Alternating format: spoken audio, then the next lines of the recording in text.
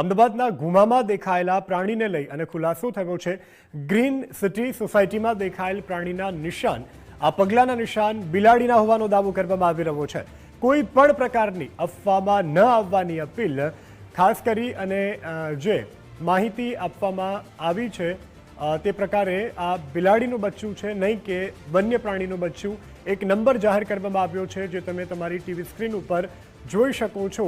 તે નંબર ઉપર માહિતી આપવા માટેની પણ અપીલ કરવામાં આવી છે। આ કોન્ટેક્ટ નંબર 7600000985 આ નંબર ઉપર તમે માહિતી આપી શકો છો। પરંતુ જે આ દૃશ્યોમાં દેખાતું પ્રાણી છે તે કોઈ વન્ય પ્રાણી નથી, પરંતુ બિલાડી હોવાનું સામે આવ્યું છે। તે પણ પગલાના નિશાનના આધારે કહેવામાં આવી રહ્યું છે કે આ કોઈ વન્ય પ્રાણી નથી, પરંતુ બિલાડીનું બચ્ચું છે। લોકોને અફવામાં ન આવવા માટે પણ અત્યારે અપીલ કરવામાં આવી રહી છે।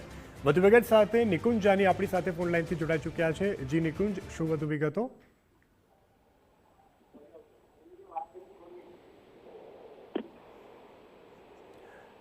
જી નિકુંજ, આપનો અવાજ નથી આવી રહ્યો।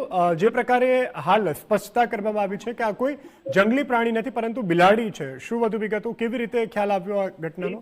જે પ્રકારે ગ્રીન સિટી ગુમામાં ગાડી નીચેથી દીપડો નીકળ્યો તે પ્રકારની જે વાત સામે આવી હતી, તેમાં હવે વન વિભાગ તરફથી સ્પષ્ટતા કરવામાં આવી છે કે આ કોઈ દીપડો અથવા તો વન્ય પ્રાણી નથી, પરંતુ બિલાડી છે।